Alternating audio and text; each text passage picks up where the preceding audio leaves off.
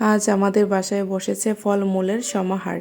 ফলমূল খেতে যতটা না ভালো লাগে তার থেকে দেখলেই কিন্তু চোখটা জুড়িয়ে যায়।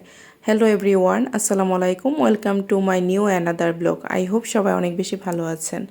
ভিডিও শুরুতেই দেখতে পেয়েছেন আজকে বাসায় অনেক ধরনের ফলমূল কিনে আনা হয়েছে। আমাদের বাসায় ফলমূলটা সবাই কম বেশি খুব পছন্দ করে, তার জন্য দেখা যায় কিছু না কিছু ফলমূল বাসায় থাকেই সব সময়। আর বাসার কিছু সদস্যরা আছে যারা মিষ্টি খুব পছন্দ করে, তাদের জন্য মিষ্টিও কিনে আনা হয়েছে।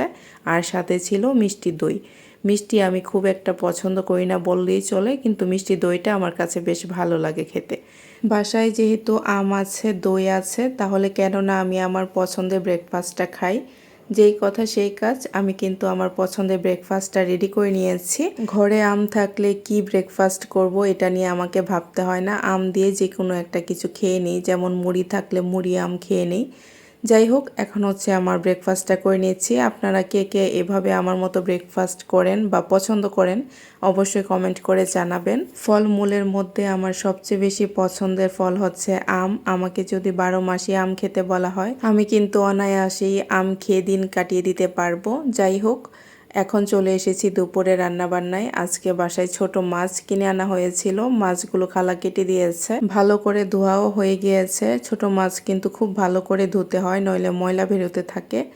এখন হচ্ছে আমি তরকারিটা বসিয়ে দিচ্ছি। ছোট মাছ রান্না করতে গেলে মশলাটাকে একটু ভালো করে কষিয়ে মাছটা রান্না করলে খুব ভালো হয় খেতে। সবচেয়ে বেশি বেটার হয় যদি হাতে মাখিয়ে মাছটা রান্না করা যায়। কেন জানি আজকে হাতে মাখিয়ে রান্না করতে ইচ্ছে করছিল না, যার জন্য মশলাটা কষিয়ে হচ্ছে আমি মাছটা দিয়ে দিয়েছি। এখন মাছটাকে একটু ভালো করে কষিয়ে জাস্ট অল্প একটু পানি দিব, পানি কিন্তু বেশি দিব না। তারপর আমি আর কোনো রান্নাবান্না বা অন্য কোনো ভিডিও ক্লিপ নেইনি। এখন হচ্ছে বিকালবেলার দিকে ঝুম বৃষ্টি নেমেছে। বারান্দায় একটা গন্ধরাজ ফুল ফুটেছিল, তো ভাবলাম এটার একটু ভিডিও করে নিয়ে আপনাদের সাথে শেয়ার করব বলে। দেখেন কত সুন্দর লাগছে। যদিও বৃষ্টি সবসময় সবার জন্য সুখকর না। কথা বলতে বলতে আজকে ভিডিও শেষ প্রান্তে চলে এসেছি। ভিডিওটি যদি ভালো লেগে থাকে চ্যানেলটিকে সাবস্ক্রাইব করে পাশে থাকবেন। আজ এই পর্যন্তই, আল্লাহ হাফেজ।